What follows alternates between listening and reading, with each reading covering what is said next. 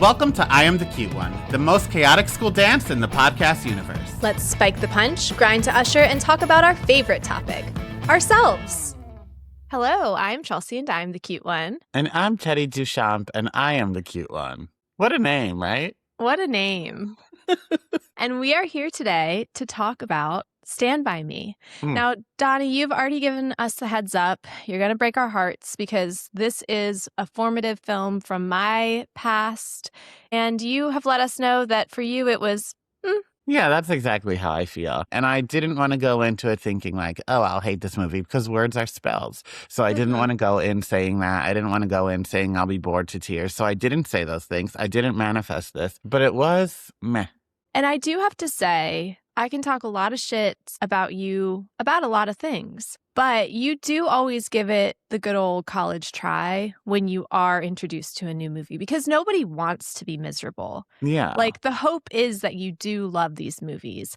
Now, I am going to pull a sucker punch because I did take a look at some of your notes and I just don't know if you got it. Huh. Okay. Well, sure. I mean, there's nothing to get. Boys become men, Chelsea. I'm going to have you against these boys by the end of it. I know. This is my internalized misogyny that's making me root for these young men. Did you take your medicine today? I did. Okay, because I was making the show notes for TGIF of last week, and you didn't then. So between that and this being the first time you've moderated in like 3 months, I just wanted to see what I signed up for today. Yeah, I mean, I cannot guarantee that I'm going to be able to read or speak or formulate a sentence, but this was, for whatever reason, the first time that I had to make an outline and moderate a discussion in, I don't think 3 months, but certainly since 2025. The last one you did was a Christmas movie, yeah. So all of December, so a month and a half. I doubled it for comedic effect. Honestly, ask, believe, receive. I'm hoping for another ride like that. You probably will because March, you're not doing anything. Yeah, except for being tortured by your movies. So you just have to get through 2 weeks in February and then you have a month off again. Ah, thank God. And Ben and Me is only 23 minutes. I forgot we're covering Ben and Me. Stay tuned for Donny Appreciation Month 2026, where we'll be covering such classics as Ben and Me, which, if you're not familiar, is a mouse and Ben Franklin discovering electric. So back to Stand By Me. This movie premiered August 22nd, 1986. It was a Friday. Papa Don't Preach by Madonna was at the top of the U.S. music charts. Okay. Remember when Kelly Osbourne covered it?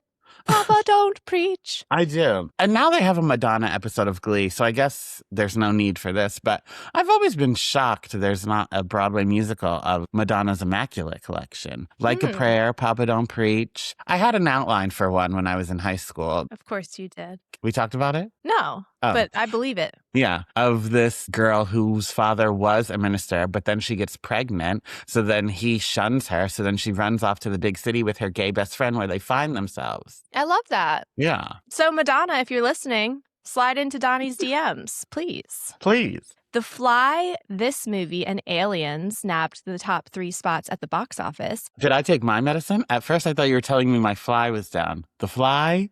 I said what? The Fly is down. No, it's a canon event that we cannot see your lap on this podcast because we know that you're no longer recording from the living room. You've got a closed door, so Lord knows if you're Winnie the Poohing or wearing pants. Well, no, I have a roommate now, so the only time I'm naked in my apartment is when I sleep. Oh, wow. Yeah. We've been living together a month now, so I am getting more comfortable. I will walk to the bathroom in just pajama bottoms and no shirt. Yeah, you're going to be sticking a tampon up your butt and calling yourself a cat in no time. By the housewarming party. Uh-huh. Also, later this very week, when this movie came out, Tina Turner would get a star on the Walk of Fame. What's love got to do with it? Got to do. We have to cover that movie. What movie? What's love got to do with it? What About is that? Tina Turner getting abused the whole movie. Great, sure. But played by Angela Bassett. It's so good. Okay. So I guess you learned nothing from that one Christmas movie you tried to make us watch. No, this is different because you get little hits like this. What you gonna do, Ike? Pistol whip me? Molly wop me? It's good.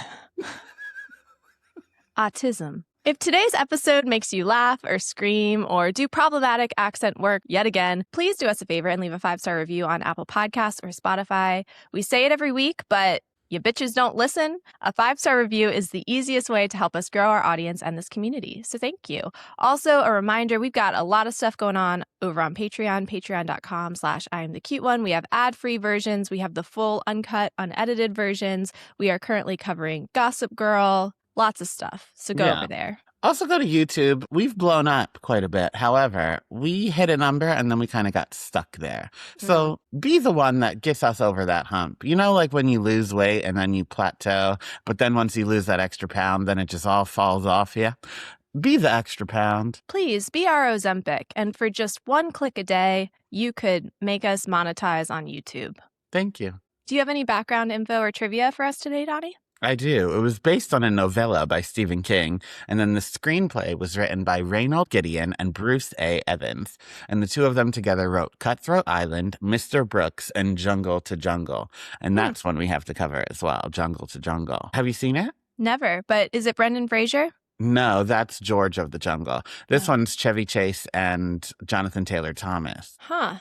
Okay. Both good options. Maybe we'll have It's a Jungle Out There month where we do that and read my yearbook at the same time. Oh, boy. Can't wait. Stay tuned for that one, cuties. It was directed by Rob Reiner, R.I.P., who also directed The Princess Bride, When Harry Met Sally, Misery, The Story of Us, and Rumor Has It. A wonderful career. The movie cost $8 million to make and brought in $54 million. Whoa, baby. I know. Well, none of them were famous yet. So that's how you milk the cow, you know? I've heard that. If you want the milk for free, you gotta fuck the cow or whatever they say. It was an Oscar nominee for Best Screenplay based on material from another medium, a Golden Globe nominee for Best Drama and Best Director, but didn't win any of that.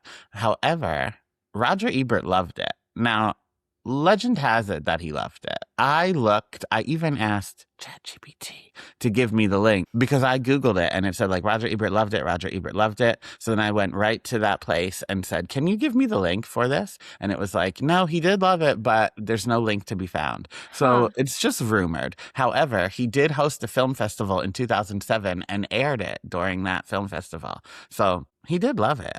That's so weird, though, that out of all of the movies, like he's not going to put his glowing review of Rob Schneider's The Hot Chick behind closed doors inside the Disney vault. He is going to make it hard to find his glowing review of Stand By Me. Also, we bring up The Hot Chick all the time, and it is getting a moment right now because you saw that? Yeah, there was an interview with Rachel McAdams where the interviewer admits that that's her favorite of Rachel McAdams' films. And the co-star says it too, Dylan whatever from Teen Wolf. He's in the movie too, and he like quotes it during the interview.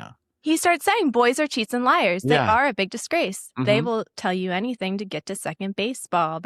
I could do the whole thing. So because let's not forget, this is a very validating experience for me because I was the first person, I think, in this day and age that was brave and vulnerable enough to speak my truth, which is even though we can look at Rob Schneider, we have to separate the art from the artist. And I have said from day one, our very first Chalcella, what was our first film? The Hot Chick, my favorite movie of all time. And now I finally get to see everybody else catching the fuck up.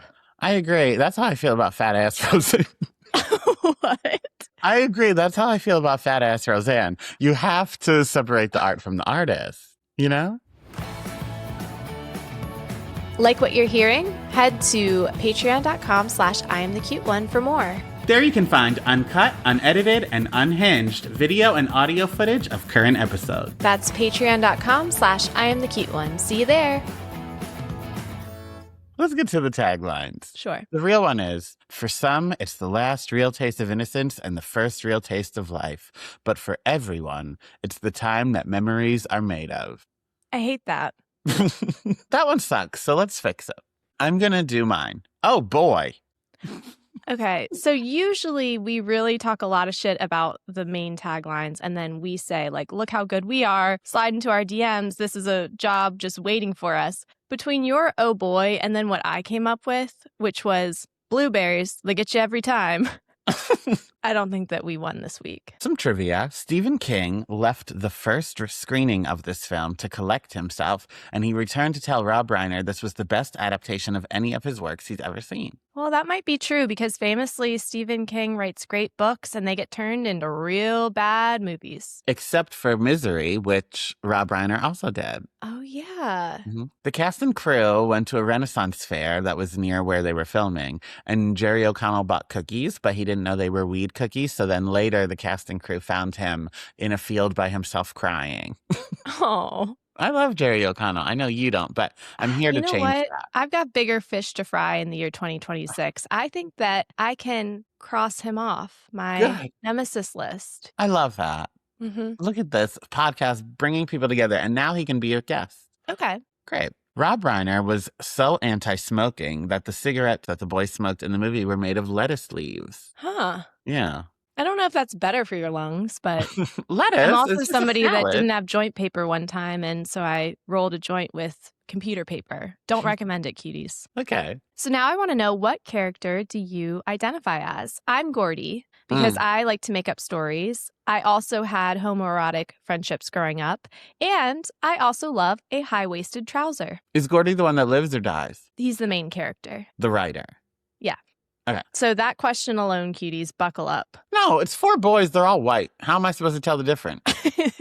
At least it makes 1 black kid and 1 girl. I'm Vern. Because of the food connection, of course, is what got me originally, but also he's a scaredy cat. He's anxious. He has no filter. And if I do say so myself, he's the glue of the group. I guess that's true. Every kingdom needs a court jester. Yeah. So now, Donny, for the first time in 3 months, apparently, it's your job to give us the 1-minute synopsis. So take it away. 4 little fucks. 4 little fucks walk the train tracks to find a dead body. And when they do, they get on their moral high horses and pretend they never found it. Beautiful. Our movie opens with a man, Gordon, a.k.a. Gordy, on an old country road staring sadly at a headline. Attorney Christopher Chambers has been fatally stabbed. And as he processes this grief, 2 middle school boys ride by on their bicycles, reminding him of the other times he's experienced death, including the fact that he was 12 going on 13 the first time he saw a dead body. I'm going to stop you really quick. Number one, when I read that this man was stabbed in the throat in a newspaper headline in the first 30 seconds, I realized I had no idea what this movie's about. I only ever saw pictures of them walking on the train tracks. And for good reason, that is a big portion of the film. But I knew nothing else about this film. What did you think the plot was going to be?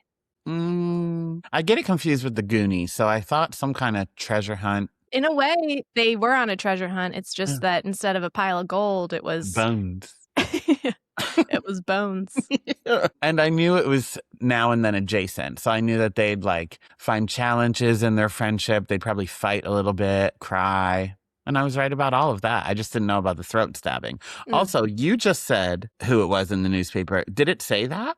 Yes. It said Attorney Christopher Chambers pretty clearly. But maybe because for me, I didn't know who he was. So then by the time we were introduced to him as a kid, I fully forgot. And I just knew someone was stabbed in the neck. Yeah, you know, it is hard to keep that retention for the 15 seconds it takes us to flash back in time. When we got to the end, when we circled back as a book end, and we now know that it's Christopher Chambers, attorney, who's been fatally stabbed in the neck. I was shocked. I just spent 2 hours with him. You know how earlier I said I'm pulling a sucker punch and you just didn't get it? Yeah. I was being facetious, but I also was referencing the little note I saw in the outline where it just said, how did we get here? And I made an assumption, and I'm glad that my suspicions were correct. My hypothesis was proven to be true, that you didn't know the start to the end. I was worried you didn't know we went back in time. So I'm glad I knew we to went hear back we knew in time. And I'll give it to you that it said Attorney Christopher Chambers, but still, how did we get here?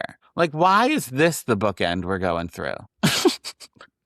When Stephen King doesn't have a black person in his book to call the N-word, he has to go to a neck stabbing. You know, we all have our tricks up our sleeve, and that was the rabbit Stephen King pulled out of the hat this time, I guess.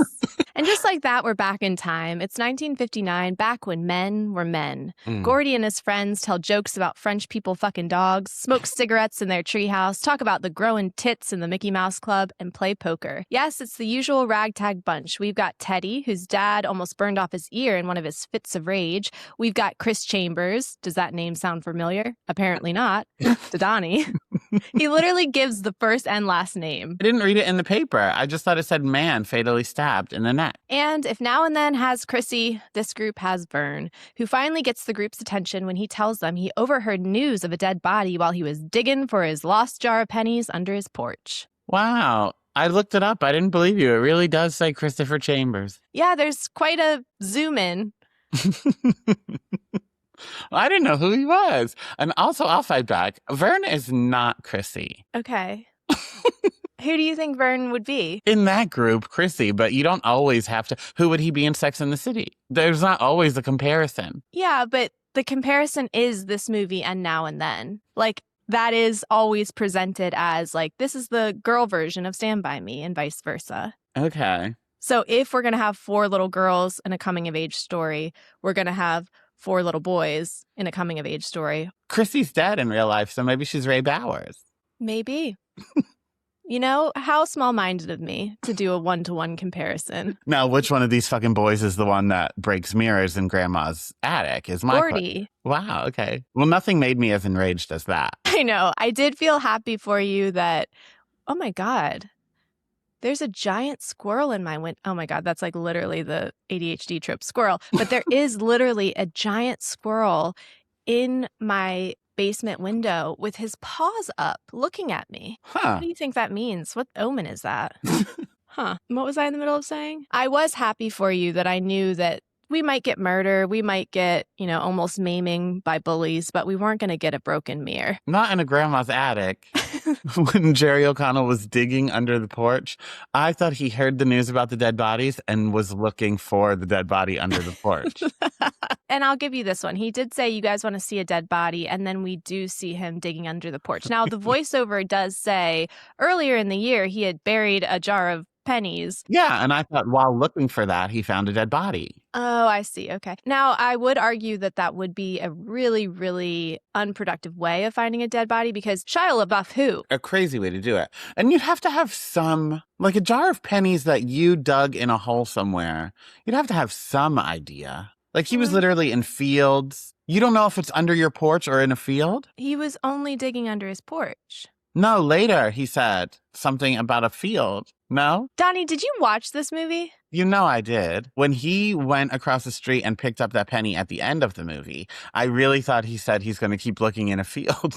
Maybe he did. I don't know. Honestly, this is the problem with our friendship is that you really are so convincing about things that you take things that I know to be true. Like this is a staple of my childhood. This is a movie I've watched 15, 20 times in my life. Uh-huh. And by the end of it, I'm going to be like, you know what? Did we know that it was Chris Chambers the whole time? I think it was a twist at the end. M. Night Shyamalan, who? Well, for me, it was a twist, and I liked it, but I was confused how we got there. Also, I did realize what made me most angry, or you're going to tell me this happened in the movie too. But this is not a Jumanji moment. I didn't look at the Wikipedia. You're about to say, like, I wish they would have said that Teddy's dad fought in the war and stormed the beaches of Normandy. No, I was mad that Vern never found his jar of pennies. I think it's just meant to be that some things you work on as a child just never come to fruition, but That's beautiful. thank you. Well, it's sad as well. Think about all those pennies saved that are just lost now. That's probably a drink at the old 5 and dime. Probably. The body belongs to Ray Brower, a kid their age who left to pick blueberries and has gone missing. Vern's brother boosted a car with his friend and saw the body by the train tracks. So the gang supposes that if they find the dead body, they'll be heroes and will get in the paper.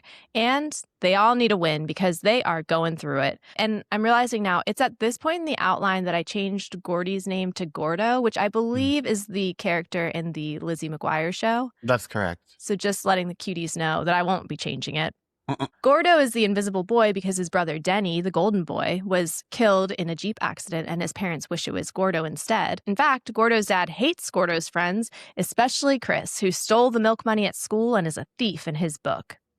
Did you ever read Blueberries for Sal? It sounds familiar. What is it? A 1948 children's book. Of course. I think it won the Lorraine Newberry Award. Can I just say, the things that you pull out of your ass, we can't hold our memory object permanence long enough to see a headline and remember a name for 15 seconds, but we surely can remember the Lorraine Newberry Award from 1949. Okay, I looked it up. It didn't win the Lorraine Newberry Award. It did win a Caldecott Honor in 1949. I knew it won an award because on the book it had like a golden sticker on it, so you knew it was an award winner. Really quick, what's Abraham Lincoln's birthday? February 12th, which is only 6 days away from when we're recording. I think we should celebrate. We just both show up in top hats. Is there an Abe and Me mouse spinoff we could be covering? I'll write it.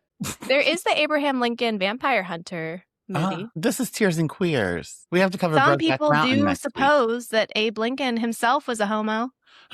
He's a homo. What's that? That's from Wedding Crashers. My favorite character, the grandmother, gives us bangers like, he's a homo. And my favorite, a real rug muncher.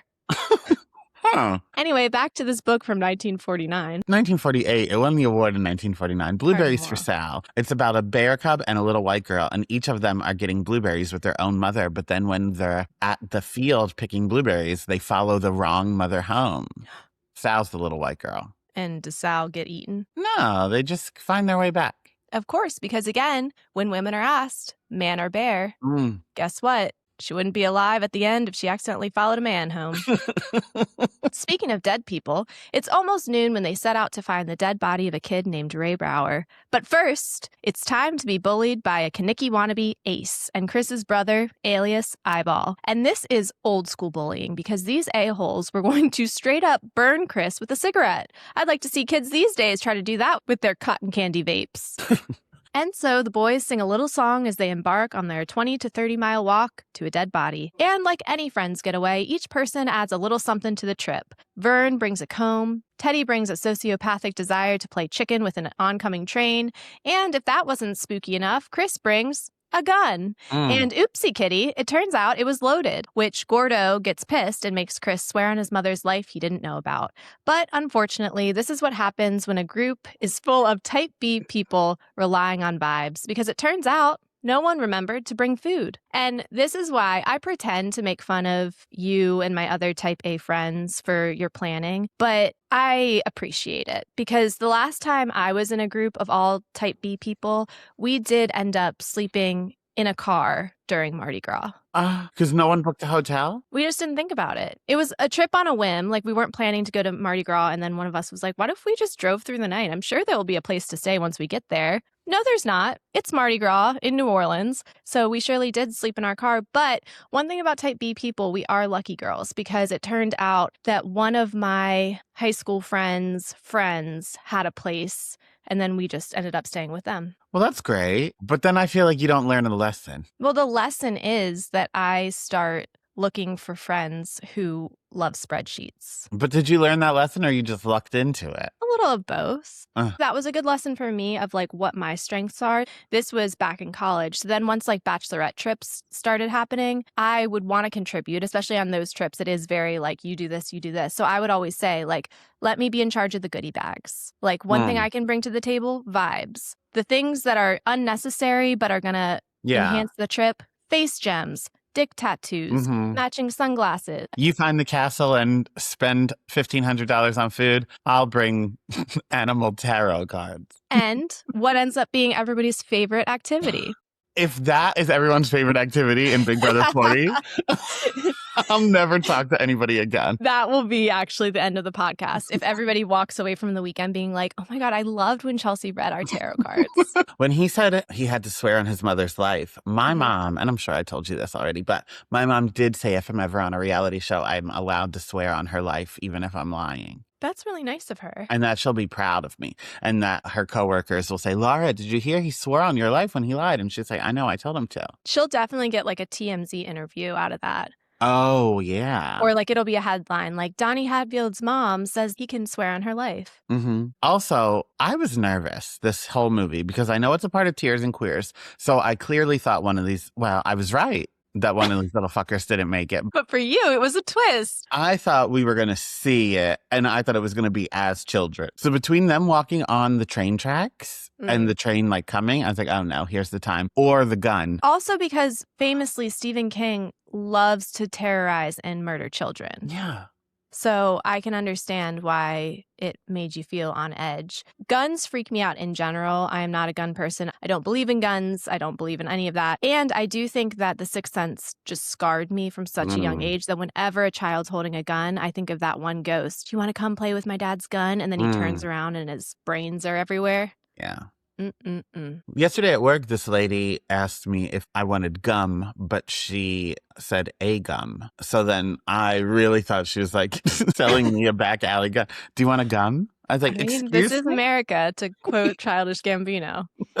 The boys make up from their little tiff about the train, and Chris and Gordo bond over the other times Teddy has tried to kill himself and how good they are at pissing with the seat down. And to pass time before they have to pick up the food they ordered for their trip, they head to the local junkyard. A no trespassing sign isn't going to stop them. And boys will be boys. So while they wait around, they find creative new ways to insult each other's mother, give each other two for flinching, recite cute little poems like I don't shut up, I grow up, and when I look at you, I throw up. And they hurl slurs at each other, including one I've never heard before. Have you heard this before? Just because you've never heard it doesn't mean you're allowed to flat out say slurs. I say slurs and you bleep me all the time. I've just learned it, so I'm going to now read Webster's Dictionary version. Is a slang, often derogatory term for... Which, are we allowed to say that now, too? I don't think we're allowed to, but what's Jamie Lee Curtis have to say about it?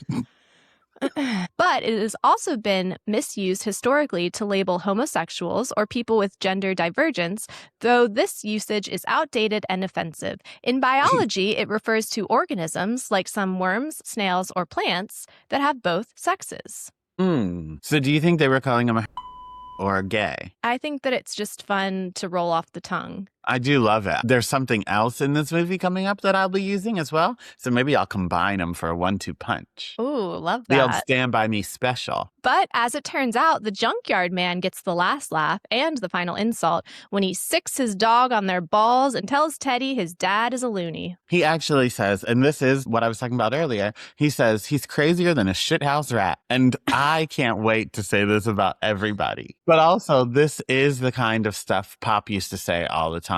And like, was it from stuff or not? We don't know. Or is it just from your brain? Famously, same Vietnam is something he would always say. Up mics and down jakes where you get the hot cakes. Don't shit on my hat and call it curls. Shit in my hat. Front and grunt next to the feather factory. I love it. Crazier than a shithouse rat. You.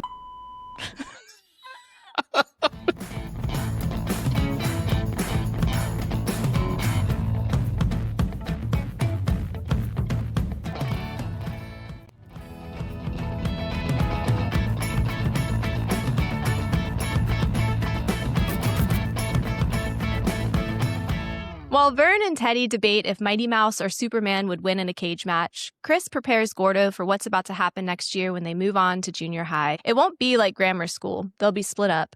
Gordo will be fast-tracked for his college courses, while Chris, Teddy, and Vern will be taking shop with the rest of the R words. Chris knows Gordo has a gift for writing and is headed places. Meanwhile, he knows who he is and where he's going. He hates being from a bad family, but he will never escape it. No one even asked Chris if he took the lunch money. He just got a 3-day vacation. And it turns out he did take the money, but he felt bad and tried to return it. Only the teacher he gave it back to pocketed the cash, and Chris Chambers, brother of Eyeball Chambers, got suspended, and the teacher got a brand new skirt. I do love the juxtaposition of these two conversations that the boys are having, and I feel like this is one of those moments in the movie that really just like highlights adolescence in such a beautiful way, that we've got like an earnest Mighty Mouse and Superman conversation, and then like a conversation about like identity and feeling trapped by your family, etc.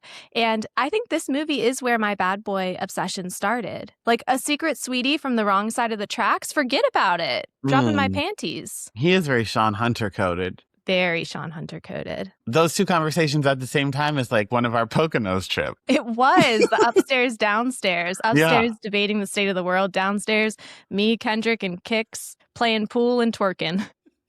Also, Chris knowing that he's destined to be bad, because we haven't already brought up a 1948 novel about bears, let me now talk about a movie that we aren't covering, Winter's Bone. Two things about Winter's Bone. Number one, my dad called me and Dr. Bald's first apartment Winter's Bone. I didn't know about it until later when my brother told me that my dad would be like, oh, well, we got to go over to Winter's Bone and see Chelsea, Dr. Bald, and the baby. Which, rude. But very funny. But I very do funny. like a dig where like everybody is on the same page immediately as it's said. Like you knew exactly what my first apartment looked like just from that. But also number two about Winter's Bone, I'm a book is better bitch. And in the book, Winter's Bone, Jennifer Lawrence's character has two younger brothers. I don't know why they made it a brother and a sister set in the movie. It drove me nuts because the whole theme in the book is that one of the brothers has a family name and one of the brothers doesn't. And the brother that has the family name basically is like destined to continue the family legacy of like being poor and an addict and all of that.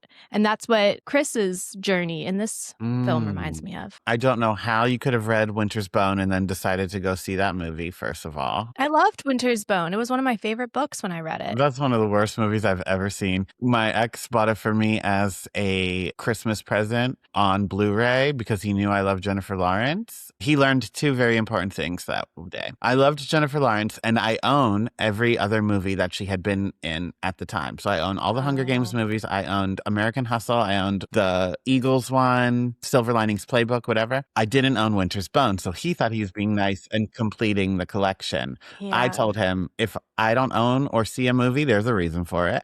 And as the main gift, we're never going to go off book again. We can do a cute little add-on, like a stocking stuffer, but like, here's the list. This is what I want for Christmas.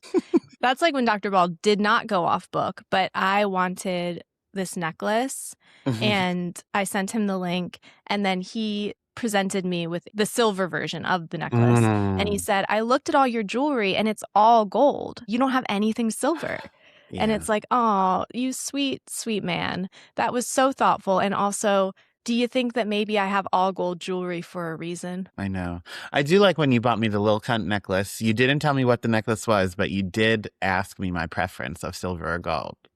I think that there are only certain people, my sister-in-law being one of them, that mixes like 50-50 split. I feel like everybody has a preference. I lean towards the silver, but then if there's a vibe, I do a gold. Like there's a certain look I want to do when I wear a gold necklace. Wearing gold when you are a silver person is like, my best friend has super, super curly hair. And we knew if she came out of that bathroom in college and she had straightened her hair, we were in for a night. Like that was a different person we were going out with. And now it's time for the most iconic scene of the movie. When the boys reach a bridge, they decide it's quicker to go across than to go around. They don't know when the next train is due, so much like the way they packed for this trip, they're just going off vibes and hoping for the best. Unfortunately, Vern loses his comb, but that's not the end of their troubles because Gordo notices that the train tracks are rumbling, just like Jurassic Park and that glass of water. Something's a-comin'. It looks like Teddy fished his wish. She'll be coming round the mountain when she comes, and the boys barely make it across. They celebrate by cooking hot dogs, cherishing cigarettes after a good meal, and listening to Chris's latest tale about a fat kid who gets his revenge at a pie-eating contest with contagious barfing. I think movies like this don't speak to me because I didn't come of age at this age. So like now and then, at least it was four girls, and like it was Christina Ricci, Thora Birch of Hocus Pocus fame. Like they were girls that I wanted to see, and the adult women were icons to my little gay self, of course. So I watched for the Rosie and the Christina of it all. But this movie escaped my desk because I didn't care about boys learning who they were because I didn't learn who I was at that age. So I didn't relate. Okay. Yeah. I think that Stand By Me is a much better movie than Now and Then. But I think that in terms of my childhood, I was much more Now and Then coded than Stand By Me coded. And not just because I was a girl, but like the girls in Now and Then are making up a mystery for them to be looking into and for them to be discovering things about themselves. Like they're basically playing make-believe and trying to manifest something real. Whereas, I mean, spoiler alert, but in this film, there is literally a dead body. Yeah. And we do have kids like being abused and death, and like all these kids are really going through it. I did hear you. I'm not used to living with a girl. So there's always like once a day at least, one random girl hair on me that I just have to like pick off my fingers or off my cheek or whatever. It's like living with a dog. There you have it. There's the clip if you're adding the compilation of why Donny Hadfield has been canceled. I think I'm going to save all of them when I find them instead of throwing them out. That one day I can surprise her with a wig. Hi. Like that. Do you guys share a shower? Mm-hmm. Does she stick her hair to the wall? No. When it falls out of your head, you just stick it to the wall? Yeah. Because if not, it's going to fall on my butt crack. Okay. Wait till you find one there. Well, I have my own hair there. No. But when you pull out, like, you know how sometimes when dogs poop and they've been eating sticks and then there's just like a stick that's coming out, and sometimes you got to help. That's specific. Very specific. I've lived with a dog my whole childhood. He's never once ate a stick. Well, AB loves sticks, let me put it that way. But pulling out a hair from the butthole, it just keeps going. And then there is a level of like, first you think it's kind of on the outside, but there does reach a point where it goes I hope in. that this is a universal experience and I'm not just telling on myself. But when I take a shower, if I don't stick my hair to the wall, it goes in my butthole and then I have to pull it out. And halfway out is when you realize, ooh, that wasn't just on the outside. That was full penetration via hair. Now, the best part of this is going to be in 4 days when you're editing this and I get a text from you saying you fully forgot you told this story. 100%. I mean, I black out when we record.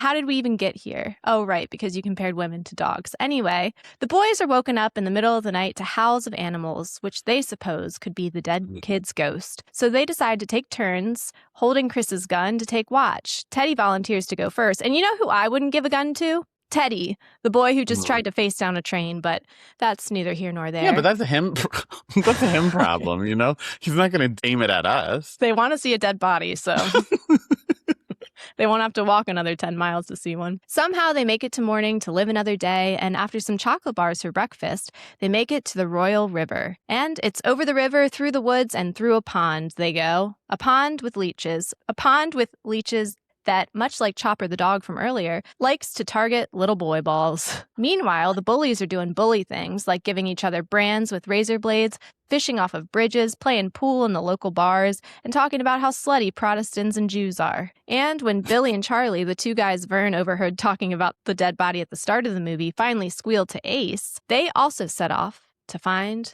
the dead boy. The boys finally make it to Back Harlow Road, and sure enough, there he is. A train hit Ray Bauer, knocking him right out of his keds. And again, because it's only natural to compare this movie to Now and Then, this is our broken mirror moment. How's this the broken mirror moment? Because this is when he finally breaks. Like, all of this has been a wild goose chase to get to the emotion of grieving the loss of somebody who died too soon. I forgot what the broken mirror even was about. I forgot that your takeaway from that scene was property destruction. Yeah, I thought you meant this is like the scene that is going to trigger Donny. Okay, got it. No. I knew that a literal corpse would trigger you less than going into grandma's attic and breaking her shit. I know you well, Donny. You do. And as Gordo cries about how his dad hates him, Chris comforts him, reminding him that he's going to be a great writer someday, and he can always write about them if he runs out of material. Suddenly, the bullies arrive. The boys try to call dibs on the body, and Ace gets ready to kill them. But it's Chekhov's gun, or should I say Chris's gun, because Gordo shoots a warning shot and points the gun right at Ace. And game recognized game. Ace knows when he's seen a kid who's got nothing to lose. Suck my fat one, you cheap dime store hood. When we saw this dead boy body, I didn't know what to expect with this movie, but it wasn't this. Also, I just always assume everyone's a dick taster, as you know. But it wasn't until Kiefer Sutherland called Chris a faggot that I said, wait, I had my suspicions. And now I'm right? I think so. I think so, too. I never read the novella that it's based off of, but there were some undertones. And, you know, I hate to say that anytime I see men in a loving, emotional relationship that my mind goes there, but we got fingers for a reason. That's what they say, I've heard. You got fingers, you dick taster. Okay. We have to look up if we're allowed to say that. We're not. It's a biology term about worms. If we're using it in that way, like music, there's a musical term called retard, but no one says it to talk music. That's true. And I'm not calling a cigarette the F word for it. Mm-hmm. And after all that, the boys realize they aren't in it for the money or the fame. No, they chase after dead boys for the love of the game. So they leave the body where they found it, instead making an anonymous phone call, walking through the night, and heading home. They've only been gone 2 days, but everything's changed. When they mentioned that they live in Castle Rock or whatever they said, something about Castle Rock, I screamed, cheered even, because this is the same universe. Cuties, if you don't know, Cujo, Carrie, Needful Things, this is the Castle Rock. And suddenly we're back in 1985. It turns out Gordy did become the writer Chris always knew he could be. In fact, he's finishing a book about what happened to them that weekend in 1985. Friends come in and out of your life like busboys, and we get this movie's equivalent of the update cards during the finale of a season of The Real Housewives. Vern got married out of high school and had 4 kids. Teddy tried several times to get into the army, but his eyes and his ear kept him out. Last Gordo heard, he spent some time in jail. And Chris beat the odds. He got out of their hometown after all. He went on to college and eventually became a lawyer, and he was always trying to make the peace. So that's when, just like the newspaper article told us at the beginning of this film, when a fight broke out in a diner, he was stabbed to death. And despite not having seen Chris in over a decade, Gordo knows he will miss him forever. After all, I never had any friends later on like the ones I had when I was 12.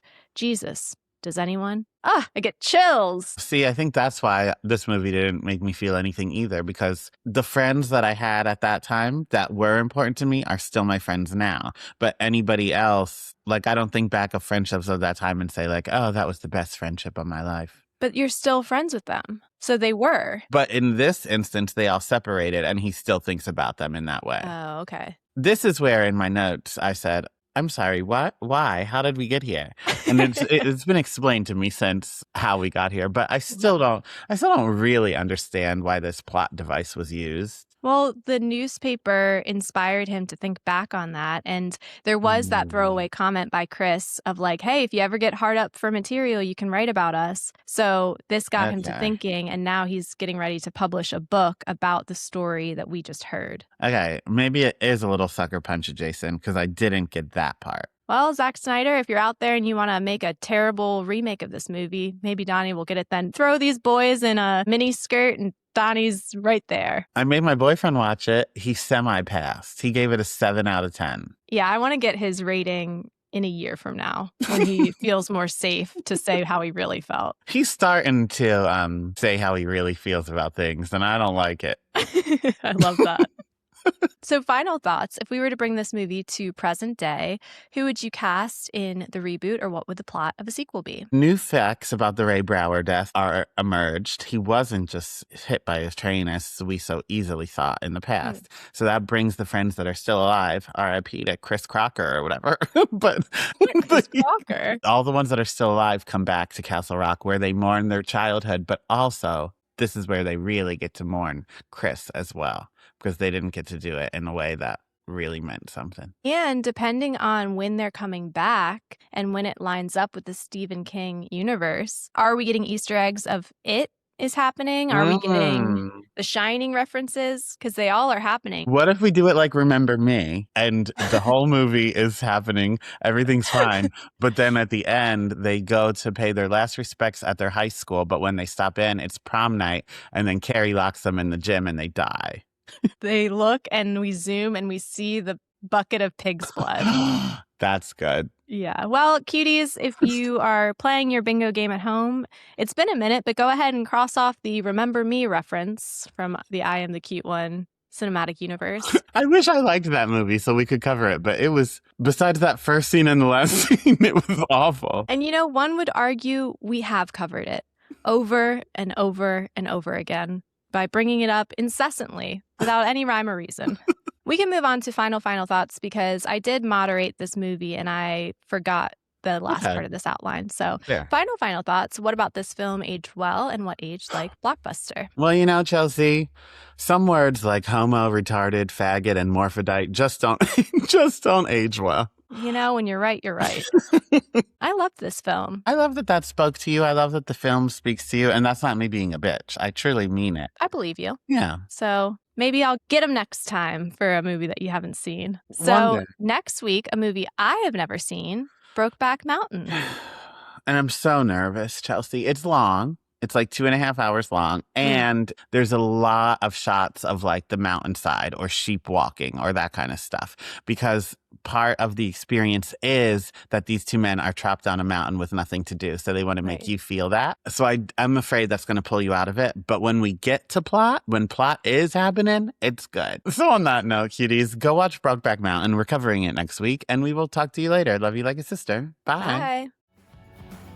Thank you for listening to I Am the Cute One. If you want more, head to patreon.com/IamTheCuteOne for uncut, unedited, and unhinged video and audio footage of current episodes, as well as even more bonus content. And if you like what you heard, please be sure to leave a 5-star rating and subscribe to our show. And to help us grow this community of chaotic cuties, share an episode with a friend you think would pass the vibe check. And to see the madness, check out our YouTube channel, where video footage from all current episodes are posted weekly.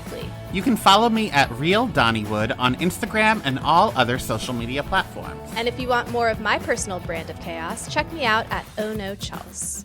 Talk to you later. Love you like a sister.